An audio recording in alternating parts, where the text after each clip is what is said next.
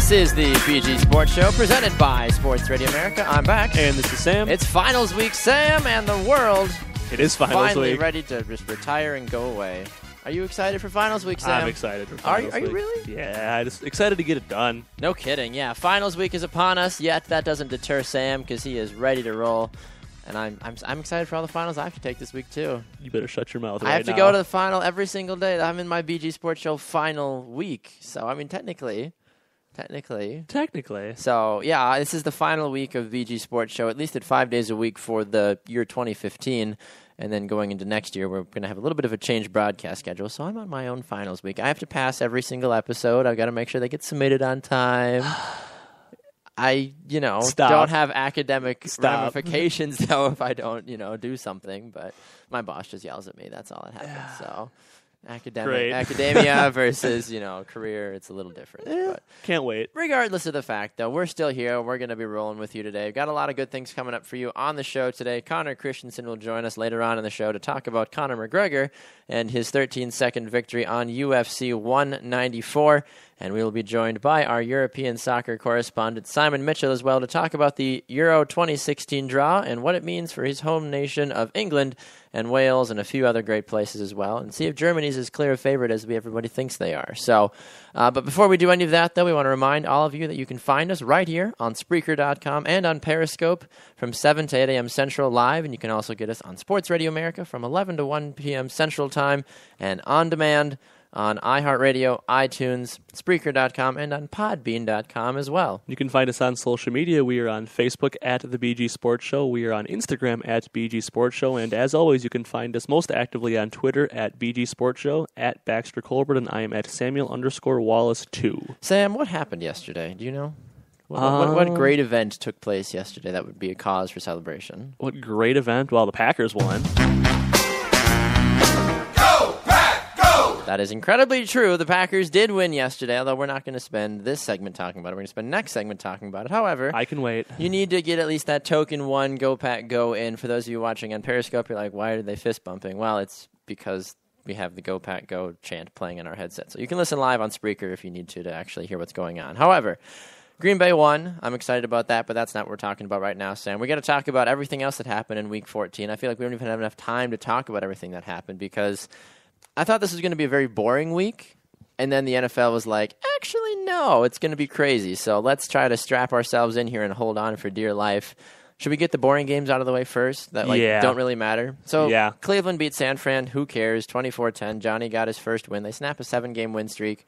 Good for them. A quick note for Isaiah Crowell, who had been playing very, very poorly all year. For Isaiah. Yeah, and actually in our league, he was sitting on the waiver wire. I mean, he left 26 points on the wire, I think, right? Yeah, something like that. So shout out to Isaiah Crowell, 145 yards, 2 touchdowns, but yeah, whatever. Yeah, good for him. I mean, Browns go to 3-10, 49ers go to 4-9, so those will be 2 top 10 draft pick teams right there. Rams and Lions actually turned out to be an interesting ball game as well. Shout out again to Todd Gurley for another great running performance from him. 16 carries, 140 yards, 2 touchdowns. Rams win 21-14 over the Lions.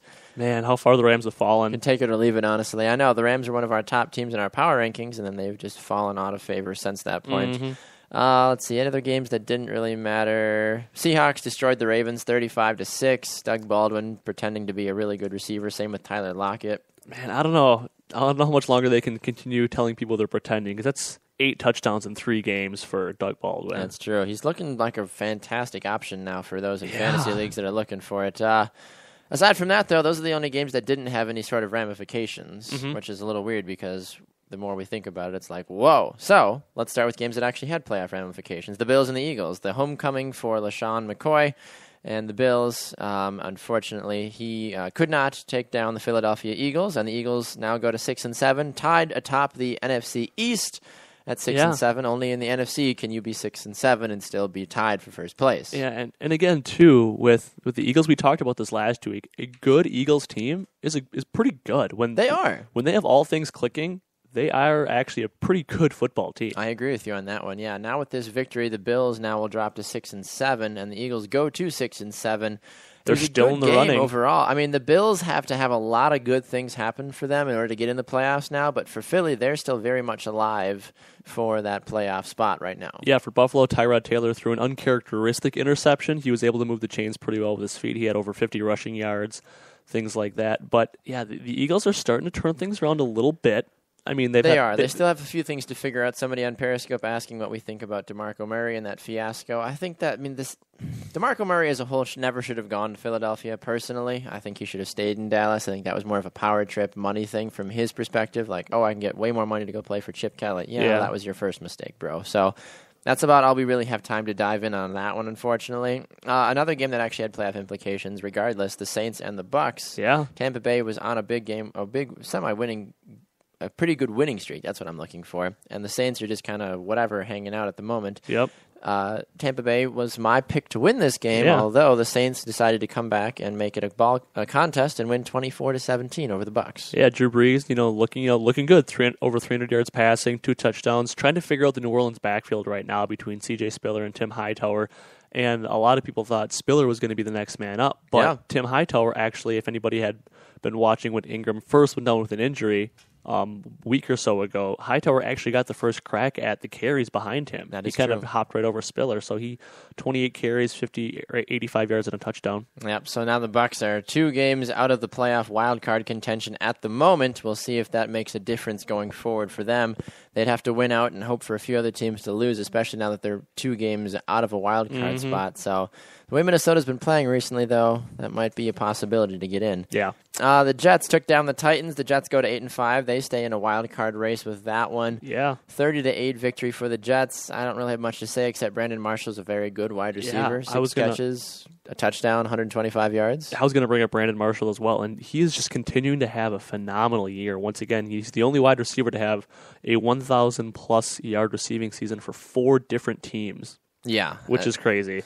He's an incredible receiver. I mean, there was a time yesterday, he scored his touchdown yesterday on a 69-yard touchdown when he was wide open. Like, Tennessee literally forgot to cover him. Yeah. How do you forget to cover Brandon Marshall? I don't know. Because currently on the year, he has over 1,100 yards receiving and 11 touchdowns. Is he considered your best receiver of the year so far, if you had to hand out an award? I think so, simply just based on some of the information I'm gathering that I've been putting together for what I would consider to be like the top 4 wide receivers with Odell Beckham Jr., Brandon Marshall, Julio Jones, and Antonio Brown. There could be some conversation either way, but just looking at it based on receiving yards, touchdowns, and then just double-digit fantasy games in standard leagues, not PPR leagues. Yep. And Marshall is the most consistent guy. I'd agree with you on that one. And I think a lot of it does need to go tailored back to of how Ryan Fitzpatrick has been able to actually not be a terrible quarterback. He's actually looked fairly decent. He's not an elite quarterback. He's got weapons. That's the thing. And you give a guy like that, you give a middle-of-the-road to semi-high level quarterback weapons like Eric Decker and Brandon Marshall and a good running game with Chris Ivory, suddenly the Jets are a high-caliber team. Sure enough. 8-5 the Jets are, still trying to get that wild card spot.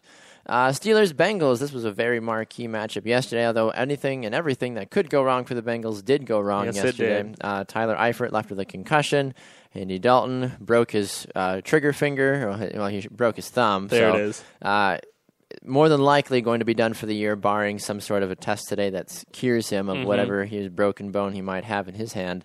Bengals are 10-3 after this loss. Steelers go to a crucial 8-5 with this 33-20 victory. They're looking good. Does Cincinnati with A.J. McCarron have any chance at all, Sam? I think with A.J. McCarron, they're going to be okay. Really? I think the Bengals are a very deep team, kind of similar to the video that I had sent you last week. I don't know if you got a chance to see that. But across the board, the Bengals, their run game is not doing well at all. They need to figure something out with Jeremy Hill and Gio Bernard. But the fact with A.J. McCarron, he threw 2 touchdowns and he threw 2 picks, but the thing that's encouraging for me is he was willing to sling the ball down the field. No kidding. Sometimes you get backup quarterbacks and somebody on Periscope named the last Alabama quarterback to win an NFL game. No clue. Yeah, couldn't tell you. Would have to ask David Kenyon for that one. But a lot of times you see backup quarterbacks come in and they're hesitant, they're timid, they rely on the run game and dump-off passes. A.J. McCarron, I don't know if you caught after the game. Did you hear his post-game interview? I did not, no. He said something along the lines of, and somebody asked him a question about, well, how do you feel about, potentially being the backup for the, the remainder of the season, blah, blah, blah, this opportunity.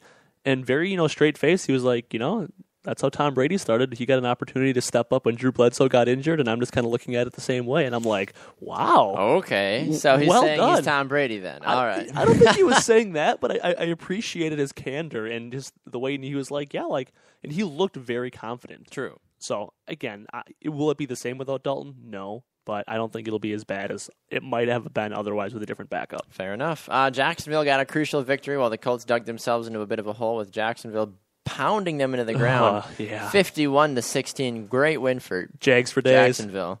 Denard Robinson, who was a great player at Michigan, now is converted from a receiver to a running back. He had 14 carries, 75 yards, and a touchdown. Yeah, he'd primarily been the backup to T.J. Yeldon. So he is. But nice to see him get some touches. Yep, so Jacksonville go to 5-8 now after that victory. The Chiefs duke out a baseball-like score, scoring 10 runs in the second inning. No, that's not it. Scoring 10 points in the second quarter to go 10-3 over the Chargers. That's a huge game for the win for the Chiefs because they continue to stay in the wild card hunt with that victory. Gosh, they're still rolling. I love it. Exactly. Another team that continues to roll is Washington as well. As we thought, Washington, Chicago, whatever. But this actually had a big implication for playoffs right now. The Redskins technically own the tiebreaker and would host a playoff game right now that they go to 6-7. Yeah, the Redskins can't win on the road and the Bears can't win at home, so something had to give. No kidding. All it took was a Robbie Gould missed field goal. I feel like I don't know if he'll have a job in Chicago next year. He's missed a couple field goals this year. Crucial field goals. Yeah, not just field goals, but crucial. Yeah, if I'm Chicago, I might want to think about... it's a business decision. It's a business decision. I love it. Fun fact, anybody that didn't know, Marcus Mariota caught a 41-yard touchdown pass yesterday. Yeah, from Antonio Andrews. That was awesome. Love it. Carolina, Atlanta, 30-0. Go Carolina, continuing to destroy the teams they should beat. Just dab on them, Carolina. Just 21-0 at the end of the first quarter, and that game was done. Cam Newton, 3 passing touchdowns. Only had to throw 21 passes yesterday. Ted Ginn Jr., 2 catches for 120 yards and 2 touchdowns. Hey, if all you do is catch touchdowns, it's kind of like what Allen Robinson does. Hey, he was averaging 60 yards a catch yesterday. That's not bad at all. That's awesome. Woo! Fantasy owners are probably thrilled by that. We already talked about Seattle, Baltimore. Oakland getting the upset victory. Brocky Eyes Wiley there is no longer an undefeated quarterback. Should have retired. Should have retired. I don't know if that's the same thing. Either way, Raiders go to 6-7. Broncos drop to 10-3. And we'll talk about Packers, Cowboys in a minute. Patriots manhandle the Texans 27-6. Rob Gronkowski is back. Yeah, he is. 4 catches, 87 yards, and a touchdown. Brady, 22 of 30 for 2 touchdowns. I can't really say much else about that. The Patriots are the first AFC team to clinch a playoff berth this season as well. Key for them that the Bengals and the Broncos both lost yesterday. Yeah, absolutely. I'm curious to know, though, going forward, what's going to happen when it comes to what Brock Osweiler has to do now the rest of the season. And then you also think about it with an Andy Dalton-less Bengals as well. Yeah, quick note to somebody in Periscope who asked about Russell Wilson being a pocket quarterback now. I think over the last 4 or 5 weeks, he has really developed into a pocket passer. He's got a good offensive line around him, and he's thrown the ball well. I agree. I'd have to agree with you on that one. Yeah, we're going to definitely be diving a little bit more into the quarterbacks of the NFL tomorrow on the show and later on in the week as well when it comes to playoff talk. So we're going to go to a break, but before we do, a quick thank you to one of our sponsors of the BG Sports Show. That would be Student Debt Center. You can call them today to have your student loan payments reduced by calling 855-401-3508. That number again is 855-401-3508. Back with more after the break.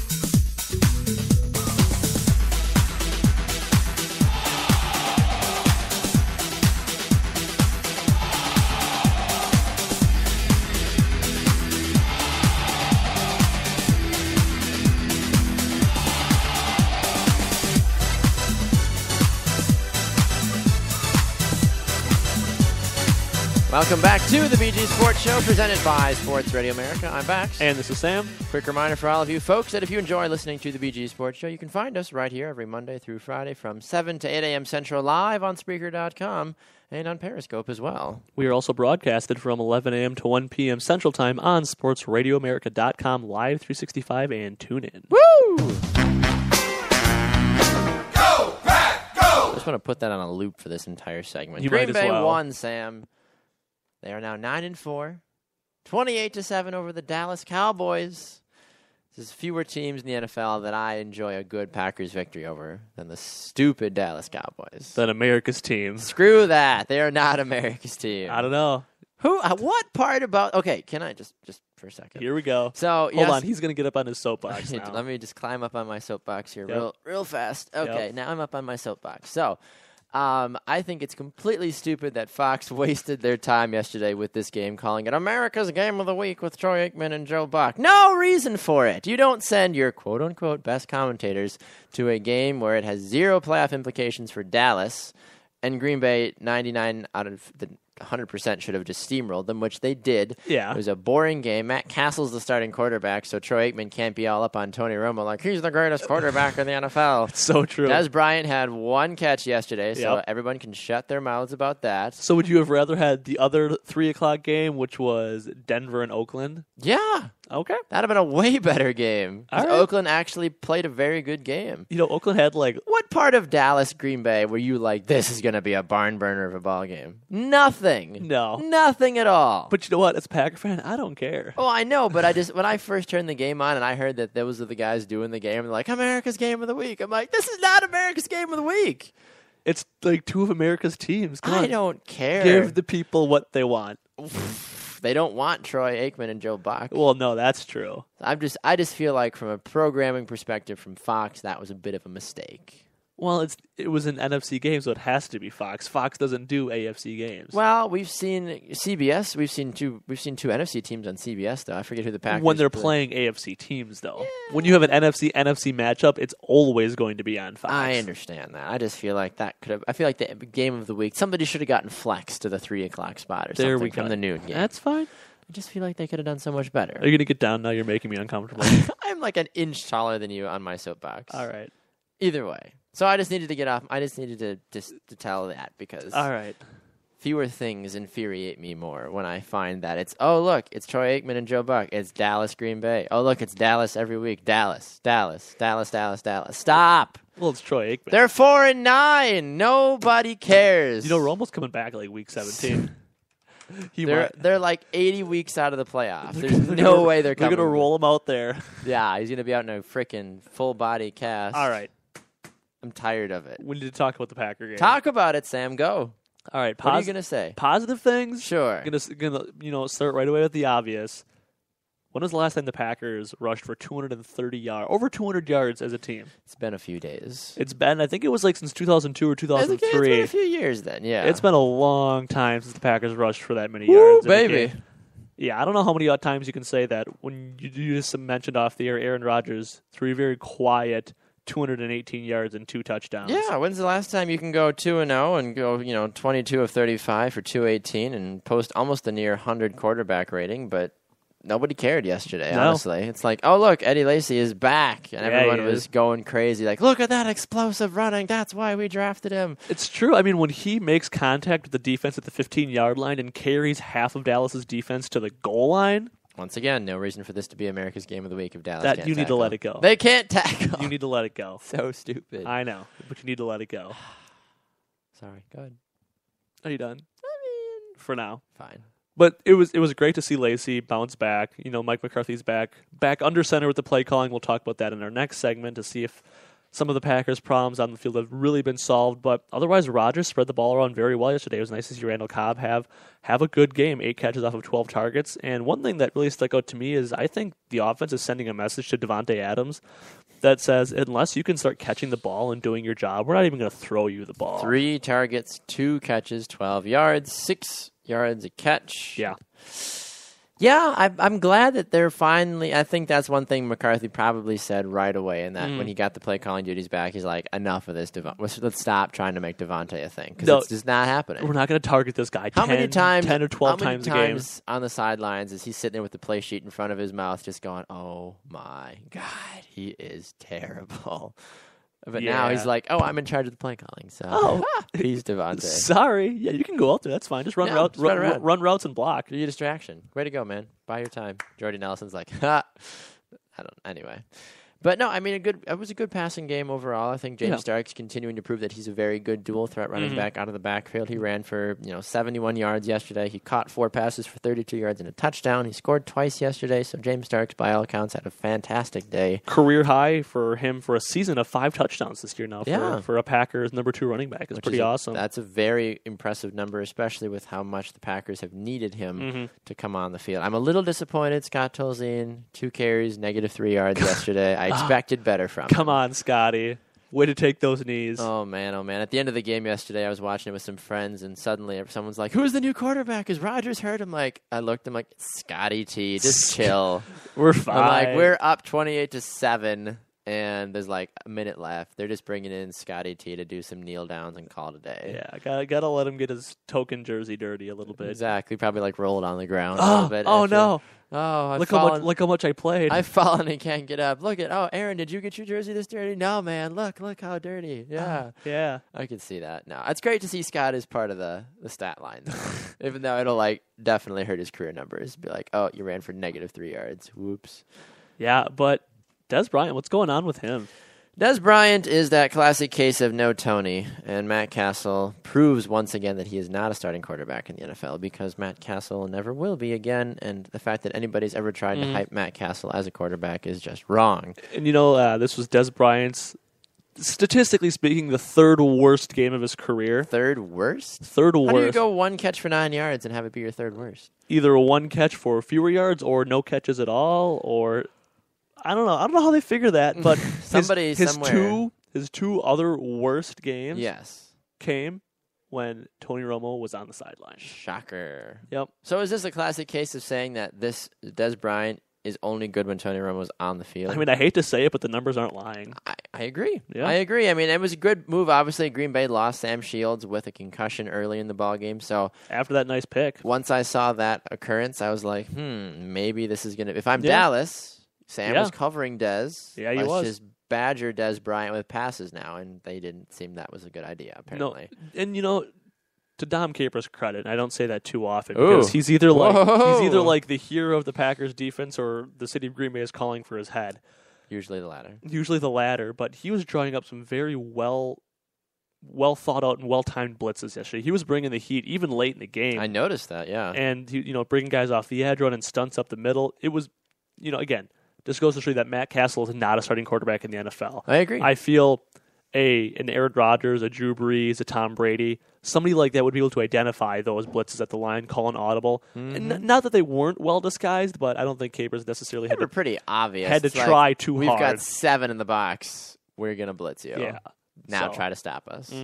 It was nice to see Clay Matthews get a sack yesterday, too. Castle was only sacked twice yesterday. He was getting rid of the ball really quick. He got pounded a ton of times, though. I mean, you could tell the amount of extra hits that he took, though, throughout the game were a little wary on him, and they cut to him a few times, like we're going for breaks, and he just had this distraught look on his face. It's like, where am I? And I'm surprised I haven't seen it yet. I don't know if you saw the slow motion of Aaron Rodgers yawning after a run or something. No. He just had this big yawn, and I'm like, that's a meme somewhere. I'm like, somebody's already screenshotted that and made that a meme somewhere. I haven't seen it pop up yet, but somewhere they fixed on him for 5 seconds as he let out this massive yawn. He's totally not even engaged. We're done. It was mid to late 3rd quarter, just big yawn. I'm like, relax. What are you doing, Aaron? I'm like, all right.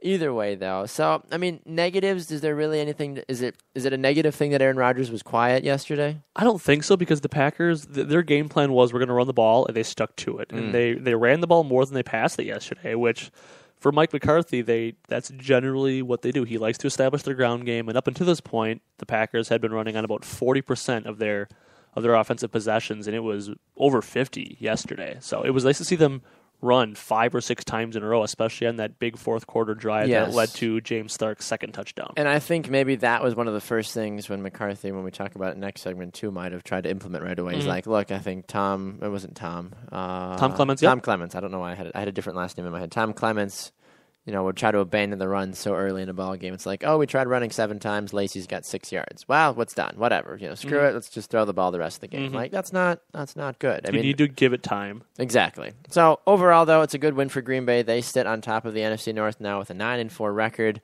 They've got a 1-game lead over the Minnesota Vikings as well. So a couple tough road games for the Packers coming up. They're going to Oakland, then they're going to Arizona. Yeah, we're going to talk about that. Plus the new play calling switch now back to Mike McCarthy when we come back. But before we do, a special thanks to one of our sponsors of the BG Sports Show. That is Student Debt Center. You can call them now to inquire about your student loans being reduced by calling 855-401-3508 to make one easy student loan payment and to stop or avoid garnishments from your check. Again, that number is 855-401-3508. Call it for much lower payments based on your income and living circumstances rather than a fixed interest rate. Call now before Congress makes cuts to the national budget, which will nullify this free program. Remember, 855-401-3508. Back with more after the break.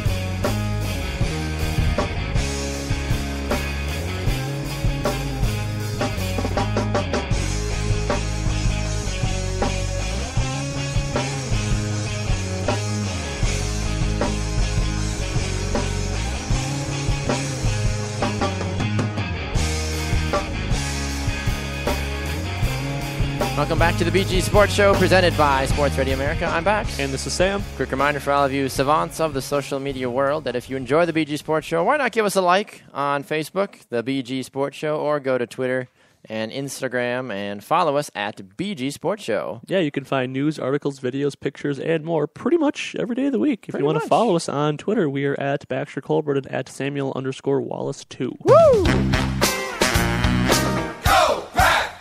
Once again, we're still talking about the Packers, and last time I checked, they won, so got to get this in if we can. Go, Pack, go! It's true. Anyway, so that's our 2 token for that segment. 4,384 times to go. All right, so, Sam, we want to talk a little bit more in depth about Mike McCarthy and the new play calling in general, coming back to the play calling in Green Bay. And it took him several weeks before he finally snapped, I'm sure. Yeah. Took him 13. He probably went to Ted and was like, look, Ted, Tom's a great guy. Really is. Love him. I like Tom a lot. Love him to death. But this can't happen. He's got to stop. Yeah. So, as a follower of the Packers, Sam, and I'm going to ask you this from a Packers fan perspective, and then I'm also going to tell you to step outside your Packers fandom and look at it from an overall perspective. Walk me through McCarthy now being the play caller again. Well, it starts off with, what Mike McCarthy said. He called it a tough personal decision to make with a longtime friend and assistant, but professionally it's what I felt I needed to do. I think there's a lot of truth to that. I think he's saying all the right things, but I also think McCarthy was probably hearing it from a lot of other people and looking at it himself. I want to know how tough it was for him on the sidelines. Being able to offer suggestions to Tom Clements, but not really getting the final say. That's got to be tough for a coach. I don't care what anybody says about, it's best for the football team. If you are the guy who is literally making the plays, yes. and you think that you know best, then you should think that you know what you're doing. To have to give that up, that's got to be hard. So to get that back, I can only imagine the freedom and probably the liberation he's feeling about, all right, I have the playbook in front of me now, and we can go back to making things click with Aaron Rodgers how we used to do it. I agree, yeah, and I think Aaron Rodgers came out immediately after the ball game, too, and we mentioned the quote from him, too, saying, I don't think it's been about the play calling, it's been about the execution. Mm-hmm. Aaron, I love you, but I think he's lying straight to the media in that regards, because you can see the frustration in Aaron's face because he doesn't have the same amount of freedom to audible at the line. Yeah. You saw how the offense just wasn't working, and Aaron was forced to throw 50, 60 times a game sometimes because the running game wasn't there. But I think the way that McCarthy is able to open up the run and pass game, as we saw yesterday, like we mentioned earlier, when's the last time Aaron Rodgers can quietly throw for over 200 yards and 2 touchdowns and no one bats an eye about it? And then Eddie Lacy just explodes and everyone freaks out and loses their mind. So I think the fact that the play calling was designed in a proper way, but also going back to what you mentioned, too, about Devontae Adams only getting 3 targets yesterday. And I think Aaron Rodgers, more than anybody, was probably thrilled to only throw him the ball 3 times yesterday. Yeah, no kidding. He's probably thrilled that he managed to catch 2 of those 3 targets as well. Yeah. But, yeah, with Aaron Rodgers now having Mike McCarthy in his ear right before every play, I think that helps because you have the veteran coach Mike McCarthy who's been very successful, who can look at things from the sideline in a different perspective than, maybe Aaron Rodgers can. He can call him audibles at the line, things like that. But one thing I really want to touch on, what I think is great, and again, this is from probably more of a Packers fan perspective, but I've heard other people make note of it as well, is the Packers wide receivers are exceptionally good blockers. They really are. Down the field, especially on that play that I noticed where James Starks ran for his 30-yard touchdown in the fourth quarter. Randall Cobb had a phenomenal block right up the middle. Yeah, I was watching that game with a few other folks, and that was one of the first things they said. They was like, oh, yeah, Starks scored, but someone was like, look at that block by Cobb. Like, that was a fantastic block from him. I almost didn't notice it at first because I'm like, how did he run up the middle, through the middle of the field for 30 yards untouched? I'm like, well done, Cobb. Yeah, and I think that's something people forget about because Cobb's not the biggest guy on the team, but he's fundamentally sound when it comes to blocking. He knows how to get in the way. Yep, he knows how to place his hands in a proper position that it's not going to cost him, 15 yards or 10 yards for a holding call. Yeah, he's been caught for it a few times, and everybody has. James Jones got booked yesterday for a flag, for a holding, whatever. It happens every game, Yeah, it was an offensive pass interference call, away from the ball. Yeah, I saw that play, and I'm like, it's the NFL. We needed at least one bad call this week, so I understand. But even still, I think the fact that now that McCarthy's back in charge can only help Green Bay. But I find it interesting, too, though, that ESPN Wisconsin's Jason Wilde says that if the Packers go down, they're going down Mike McCarthy's way, which I think he would rather prefer because and Mike I think McCarthy Green Bay would likes rather that. prefer as well. I think so, too, and I've been fine with how Green Bay's done since McCarthy's been in charge of the play calling. Yeah, absolutely. This was the only year in a long time where, as a Packer fan, and I think just a general football fan, that you could sense that Green Bay just wasn't happy. They just weren't happy. It's like, oh, we're winning, we're 6-0, woohoo, but there's always something a little off. Yeah, exactly. It didn't feel like the same Packers team. And yesterday I thought was a glimpse of what this Green Bay team is still capable of doing with McCarthy calling the plays.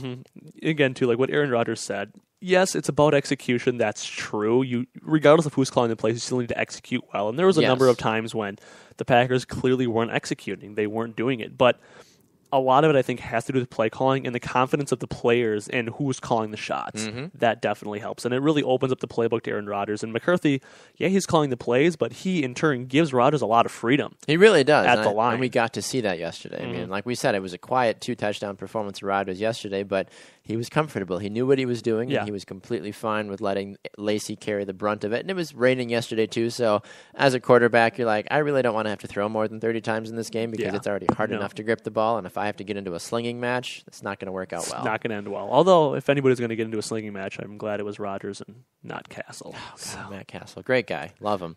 So I'm going to ask you this then from a play-calling perspective. If you had to drop a game plan to take out the Raiders, the Cardinals, and the Vikings going forward from an offensive perspective, Sam, against the Raiders, we saw them beat the Broncos. The Broncos' defense didn't really show up yesterday. It also does hinder the fact that Brock Osweiler didn't play that great either.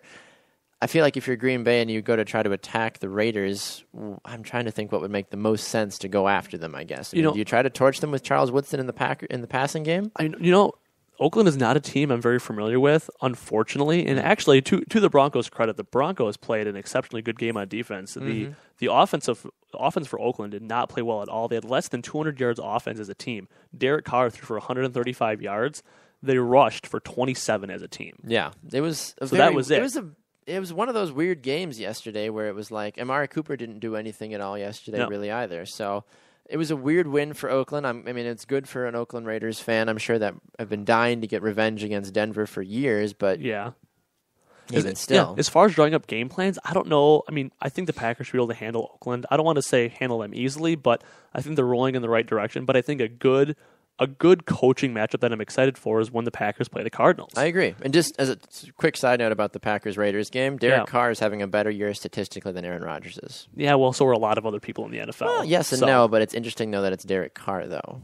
Just something to think about. Derek Carr's not a bad quarterback. He's not. No, he's had less to work with, I think, than Rodgers has. Probably. But now we'll see if Rodgers can fill out the rest of the year. So Packers-Cardinals, though, you've got a fantastic secondary. Yeah. You've got a fairly explosive offense. So if you're Green Bay, you might want to consider hoping that Lacy has another breakout game. I mean, he's run for 100 yards 3 times in the last 4 games. Yep. So you'd like to hopefully continue that momentum going into it because it's at Arizona. Yep, I think the Packers they're going to have to get really creative with some of their play calling and run some bubble screens, run some stunts, and run a lot of different audible plays that aren't going to be, all right, we're going to line up in clear run formation and run Lacy up the gut every play, because that's not going to get it done. They're going to have to get a little more dynamic with some of their play calling. I agree with you on that one. So then against Minnesota at the end of the year, I mean, their defense is banged up. We'll see who's available at that point, but it might just end up being another NFC North battle for the death. But if Minnesota is able to sneak away a few victories here in the next 2 weeks and Green Bay loses to Arizona,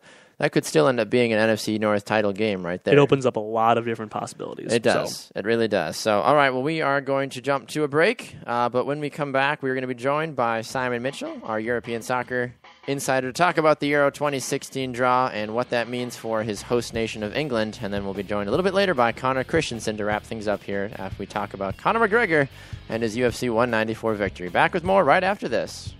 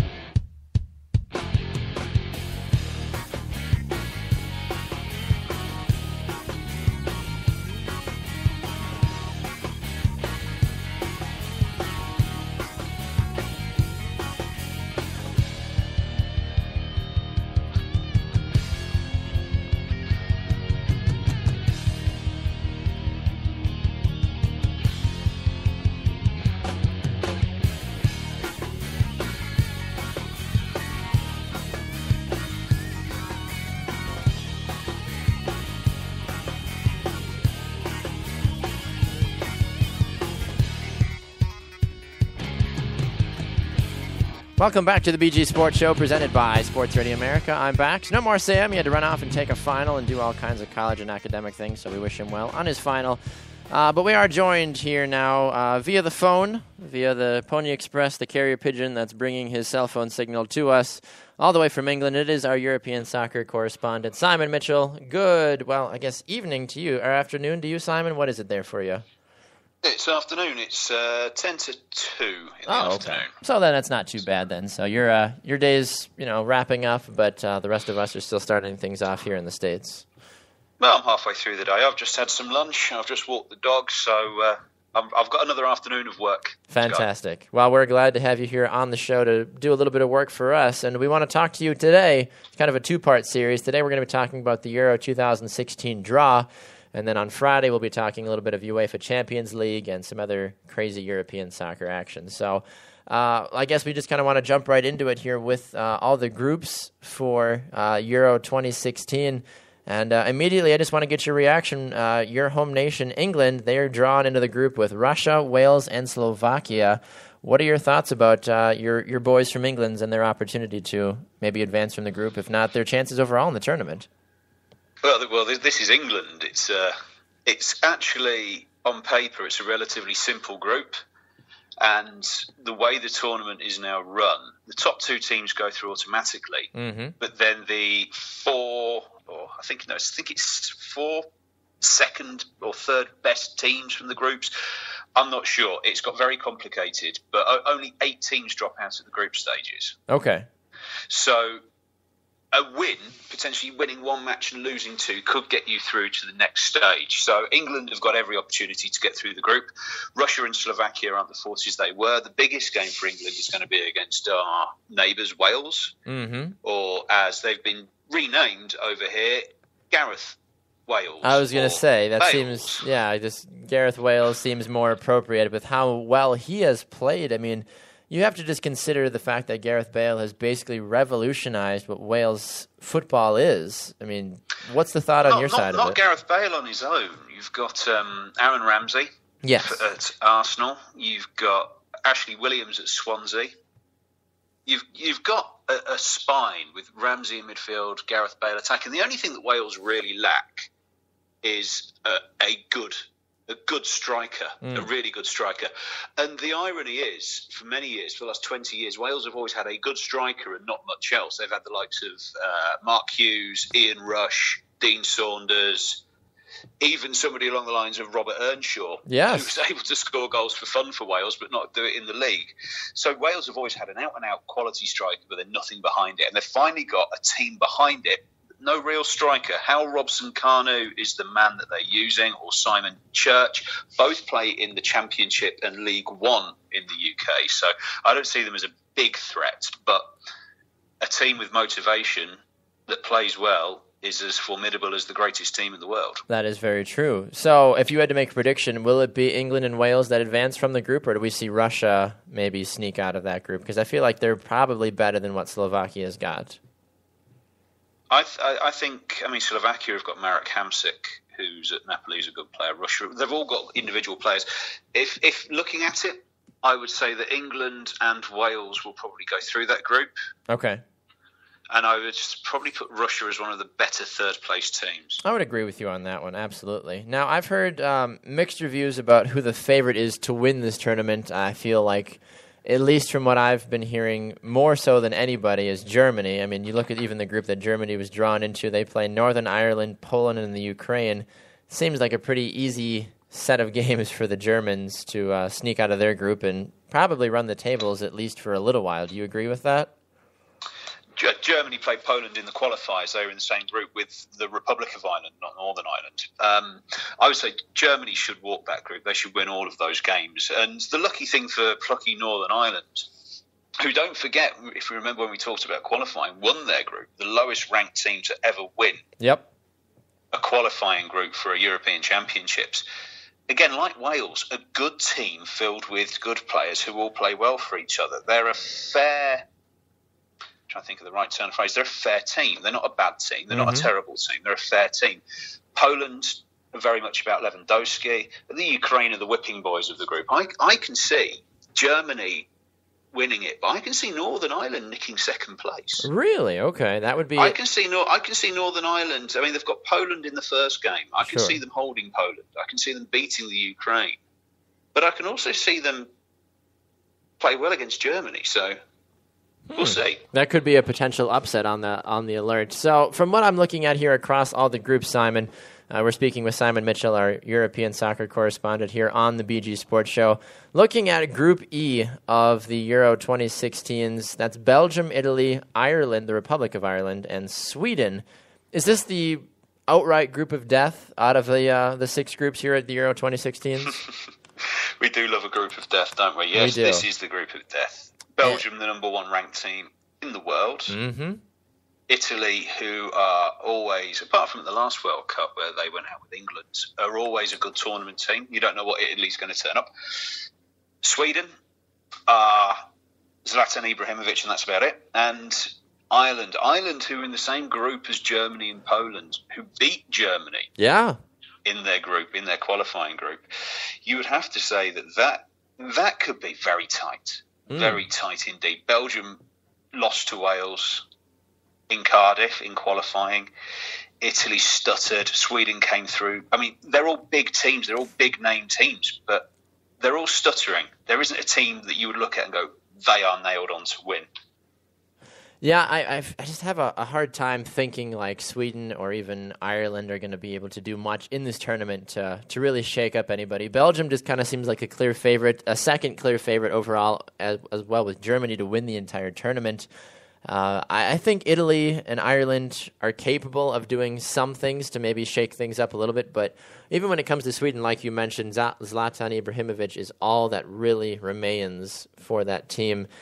And it'll be great to see his dynamic, his personality in the tournament, but aside from that, though, I think Sweden's probably just going to be happy to be there and not really going to do much to impress fans, to my knowledge. No. You don't know what Zlatan turns up. It's the same when we go to Group F and look at Portugal. Now, that's a much more favourable draw for Portugal. No Iceland, kidding. Austria and Hungary. And Ronaldo, and this is, I said it before, and I've put him down when we were talking previously after qualifying finished about my top 5 players to look out for in the tournament. Yep. Ronaldo is the number 1 player to watch out for. He's got a good draw. I reckon if we're talking fantasy football or fantasy soccer, which I believe we will be. Absolutely.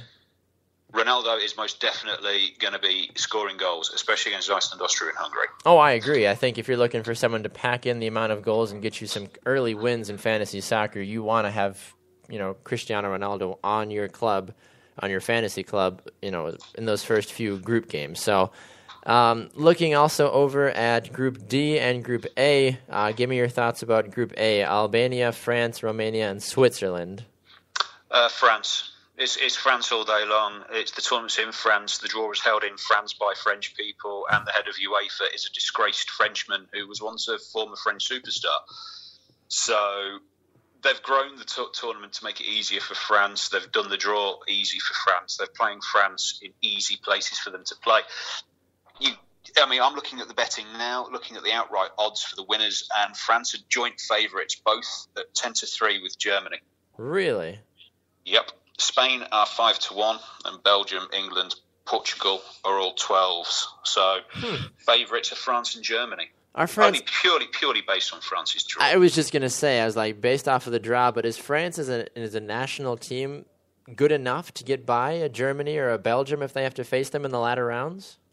Well, I've not had a proper look at who plays who if they go through, purely based on the third place scenario. I will do that, and I'll post it to you on Facebook, and then you can post it either on Twitter or on the Facebook group. Of course. I'll put my full prediction. But I'll let you know, France or Germany. Okay. I think we've just got Group D left, which is former world champions but current European Championship holders. That is Spain, true. the Czech Republic, Turkey and Croatia. And again, in that group, Spain have got a fairly easy run. They know all their players in Spain know the 2 best players at Croatia, Rakitic and Modric, because they play with them week in, week out at Barcelona and Madrid. So I would have to look at Spain there. So yeah, it's a fair draw. There is a group of death. There is an easy group. So I'm going to have a look. I'll put some predictions on paper. I'll send them over to you, and you can share them with all of the listeners. Absolutely. I appreciate it, Simon. Thank you so much for taking the time today, sir. Where can folks find your work on Twitter, sir?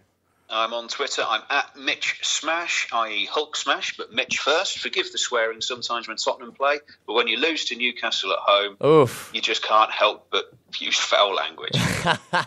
It's what makes us love you so much, Simon. Thank you so much, Simon Mitchell. Always a pleasure, sir, and we will speak with you again on Friday.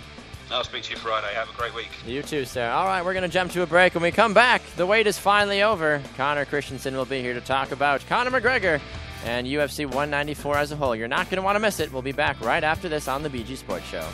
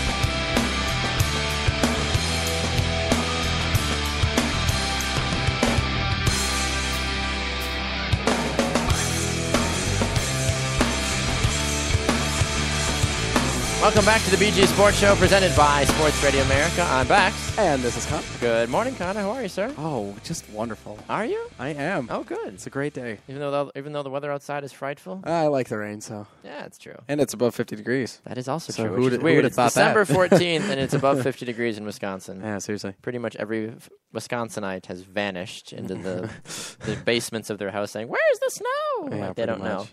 Or they've all moved down to Florida, one of the two. Right. It's not a bad right. move. No, Good no, life no, decision, no, honestly. Oh, yeah, of course. All right, Connor. Well, usually we talk about fitness on Mondays Yep. and then fighting on Thursdays, but Yep. because there was a big fight, we usually like to flip-flop as well. So Conor McGregor defeating Jose Aldo in a Yeah. very heavily hyped overall Yeah? bout, whatever Yeah, you want to call it. Yeah. So we're going to do two things. The first Okay. thing is that I'm going to give you the amount of time it took him to knock out Jose Aldo just to talk about the fight.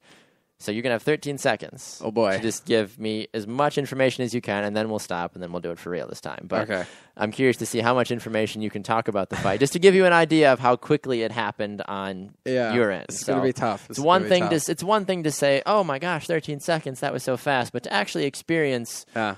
a lot of Yeah, what no, happens no. in 13 seconds. So are you ready, sir? I So am ready. You have to talk about as much of the fight as you can. Okay. Just that fight. You don't have to go outside of that. Just All that right. fight, okay? All right. Are you ready? I am ready. And begin. So Conor McGregor predicted that he was going to win. Jose Aldo comes out, throws a left jab, and then he's going to try to hit him with right.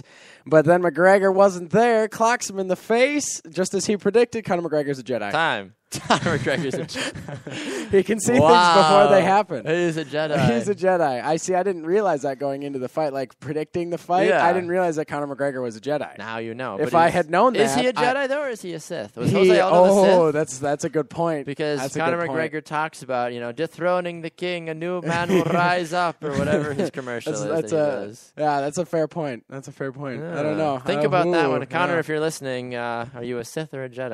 I don't know. There's a new. I Oh. think there's like a new BuzzFeed quiz. It's like, how Sith and Jedi are you? I think we should send it to him. And be like, we all right, should- we need to know. Are you more Sith or more Jedi? I think he would say he's more of a Sith. Probably. He's got that bad boy edge to yeah. him. That was my thought as well. yeah. So that 13 seconds. 13 seconds. It was rough. I was trying to think of, it's Yeah. like playing Name 5. You can't. Exactly. It's really it easy happens to talk very about it, quickly. For everybody that watched the fight, they estimated that it was about $4 per second for pay-per-view viewers that had to pay for the fight. But as a whole, though, this fight seemed to go, I think, a little fast. I had a feeling McGregor was going to win, but I thought it would take at least a round. Yeah. But at the same time, though, 13 seconds from your professional opinion, what were your actual takeaways from this? Well, it's interesting because Conor McGregor explicitly called this. Yes, he did. I watched a video of it where he word for word describes how he's going to beat Jose Aldo, and I thought that Aldo was better than that. Yeah. Because pound for pound he was the best fighter in the UFC. But Conor McGregor came out, saw exactly what he was going to do before he did it, and then for those of you who don't know, Aldo came out, threw a left jab, and then tried to come in with a right and take him out in one shot. And McGregor wasn't there. Aldo overextended himself, and McGregor clocks him. Aldo goes down. And then they called the fight. After McGregor got one hit on him. Yeah, hammer fist, one hammer fist down on him before the ref called the fight. But I did not see it coming. I figured, if it was going to end via KO or TKO, I figured it would, it'd be a striking match. It'd be a battle between the two of them. I thought they were. That's both, what I kind of thought they were it was both gonna be. too good to go down like that. And from the video that I've seen too, it almost looks like Aldo trips. Like it looks like he just straight trips. And I was like, oh, he tripped and he got clumsy, and Conor just got lucky and pounded him on the ground. The ref called it. No, the hit happened so fast from McGregor. McGregor's a beast. That it looks like he just hits him fast, but by the time he comes back, it takes your brain 2 or 3 video watches before you're like, oh, he didn't trip. Yeah. Like he got smacked, and then that was him just recoiling and falling from the hit. Yeah. It was an amazing thing to see. I mean, for me, I didn't pay the money to watch the fight. Obviously, I just went on Twitter the next morning and watched the 13 seconds of it because everyone was like, "Watch the fight." I'm like, "Oh, okay." Bloop. Oh, there's the fight. Wow, that was a great fight. So glad I didn't pay whatever it was to watch the fight. But either way, though, I think now if you're Conor McGregor going forward, it's interesting because the last two big fights that happened, Holly Holm and Ronda Rousey. Yes. Ronda predicted how she was going to lose. Yep. She's like, if Holly does this, I'm done for. And sure enough, Holly drops her out and calls it a day. To Ronda, or to Holly Holm's credit, actually to neither of their credit, Ronda didn't come out and fight the way that she fights. No, and I think if Ronda had fought the normal way, I think that's a bigger talking point because these guys came out, fought the way they normally fight. I mean, Conor didn't even really have to fight. I was about to say the Aldo McGregor fight. You can't even say one way or the other if Aldo came out and fought the way that he fought because it was done before. Exactly. He didn't even get the one strike punch that off. you saw him try to throw was that his style. Yes. Diagnose that one single throw. Was that Jose Aldo? Oh, it was super slot. No, I'm just kidding. No, turned his wrist. It was just all wrong. I mean, bravo to Conor McGregor because he came out, he predicted exactly what he was going to do, he capitalized on it, and he threw one punch, one significant strike to take Aldo down, and then he threw a hammer fist, and it was done.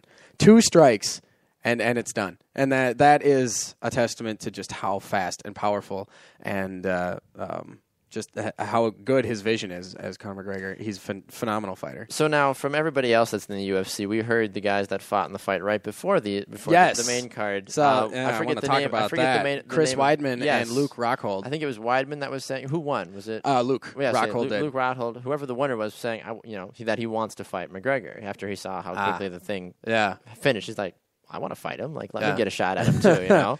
For some reason, I doubt that'll I was going to say, so what's the next step now for McGregor? But also, let's talk about that first fight. Yeah, so there is a new champion also in the middleweight division as well. So we've had 3 new championships in 2 UFC events, which is Dana White absolutely doesn't know what to crazy. Do with himself. Yeah, well, I mean, he's rolling in money right now, so he's doing just fine. Yeah. And whenever there's a new champion, there is a chance for a rematch. That's true. So that's even more money. So good on you, Dana White. I don't know how I can get that job, but sign me up. Seriously. Anyway. Yeah, I mean, it's harder than that, but it's like, buff. These 2 are good fighters. Let's make them fight, and I'll get money. I'll get millions of dollars. Okay, cool. If I could do that for a living, let's make it that'd the be CFC, wonderful. the Conor Fighting The Conor, I like exactly. No, but I predicted Chris Weidman to come out and retain his championship. You did, yes. So I thought that Weidman, I was running the championship train. I thought the champions were going to hold on to their belts. And Chris Weidman came out and actually won the first round. But, man, Rockhold, he rallied in the second round and was able just to land strikes, take him to the ground, elbows while he's on the ground. And I don't know why the fight wasn't stopped in the third round, but it should have been. It went into the fourth round. Finally, really? Wow. Finally the ref called it. And Rockhold was named the new champion. But there was a sloppy kick from Weidman in, I believe it was the second or third round, he was taken down with, and then just bloodied. His face did not look good. Weidman's face did not look good. Yeah. Rockhold was really doing damage, and he was just a better fighter in that one. Weidman is a phenomenal fighter. Don't get me wrong. And there's definitely going to be more Weidman in the UFC. He's 31 years old, so he's got plenty. He's still got several years left. What's the? I mean, I know we hear about this in the NFL and the NBA. Like the shelf life of anybody is usually like mid-30s, like 35 to 36. You should probably think about retiring at that point or very soon. Yeah. I know UFC is so fast paced though. Like you've got zero protection really. I mean, you get hit to the head, you could be done at 21 or you could be done at 37. You know. Yeah. So what's a good estimate, I guess, of an average lifespan of a UFC fighter? Barring any significant injury, I would say you start to worry about someone's productivity at about 38. Really? 36 to 38, somewhere in there. Okay. If you're a great like Georges St. Pierre or some of those other guys, you could potentially go into your 40s. Mm-hmm. I watched when I watched UFC 193, there was a fighter who I believe was 42. Really? Yeah, wow. He lost his fight, but he actually looked really, really good. Interesting. I was surprised and impressed with his conditioning and his ability to fight. Weren't you saying, was it Georges St. Pierre you were telling me might be coming back, or was it another fighter? I mentioned that I had read an article that said that could possibly happen. I wasn't sure if it was him or Georges not. St. Pierre, okay. yes, but we'll see if that actually happens. Fair enough. I doubt it will, but I don't know. I think he's one of the best UFC fighters that's ever fought, and he should probably just stay out. He could go on the Ultimate Fighter and be one of the coaches. He could. He's already done that. That was actually one of the reasons I actually started to like him. Oh, that's was right. As one of my favorite fighters was because I saw that season with him, and I forget I forget the other guy's name, but. So before we wrap things up here with you, Connor, talk about what's next now for McGregor going forward. Well, if I'm McGregor, I am. Well, okay. Here's the thing: McGregor is so not satisfied with how things go. So he's going to be constantly trying to find new fights. Yes, you could definitely see him trying to take a fight that is outside his weight class. Mm-hmm. So, and considering he didn't really have any damage dealt to him, his turnaround hypothetically could be fairly quick. Absolutely, and and he's one of the toughest guys in the sport right now. Oh yeah, absolutely. He's a featherweight. He's 145. So the Luke Rockhold who said I want to fight him, he's a middleweight. So that fight's not going to happen. Luke would have to come down to his level. That fight's not going to happen. That's too much weight. I feel like that'd be too much weight for Conor to put on and try to do that. Absolutely. I think either way, it's so much weight that the two of them would not be fighting at their peak because they find their weight classes based on how they perform. So McGregor is best in the featherweight, which makes sense. Rockhold is best in the middleweight. So if you take someone out of their weight class, they generally don't do well. Now, sometimes someone will move up a weight class or move down a weight class, and it will be wonderful, and it will be just the thing they needed in order to, explode out and actually start winning some fights. But I don't see that fight happening. If I'm Conor McGregor right now, I am looking for any possible new challenger to try to take my belt because I love to fight and I love to punch people in the face. So if I'm Conor McGregor, of course, not just me. I was gonna say okay, I might need to go now. But expect McGregor to continue doing McGregor-like things, saying things that make people go on edge and to fight people like fighting Jesus. Yeah, like fighting Jesus or fighting the Mountain from Game of Thrones. That was a cool video. Well, between Jesus and the Mountain, he seems to have done everything right. So congratulations to him on his victory. So all right, Connor, always a pleasure, sir. We'll talk to you again on Thursday, and we'll have a fitness tip on Thursday instead. Yes, unless Rhonda does something, then we need to talk about it. Well, we'll figure it. Rhonda always has something happen. She went to the Marine Ball. Did you see that? I did. She is a woman of her word. Stay true to her word. We love her. All right, Connor, always a pleasure, sir. Enjoy your week. We'll talk to you on Thursday. Thank you, sir. All right, wrapping things up here on the BG Sports Show. Special thanks to Connor Christensen, our UFC and fitness analyst and insider, and also to our European soccer analyst, Simon Mitchell. Simon will be back on Friday. Connor will be back on Thursday. Special thanks to my co-host, Sam Wallace, as well as we walk through the wonderful world of the NFL and the Green Bay Packers. Also, let us know your thoughts about anything we talked about today. You can find us on social media at The BG Sports Show on Facebook, and you can follow us on Twitter at BG Sports Show. I'm at Baxter Colburn, and Sam is at Samuel_Wallace2. You can find us most days, Monday through Friday, from 7 to 8 a.m. Central live on Spreaker.com and on Periscope, and then from 11 to 1 p.m. Central Time on SportsRadioAmerica.com, live 365 and tune in, and on demand anytime you want on iTunes, iHeartRadio, Spreaker.com, and on Podbean as well.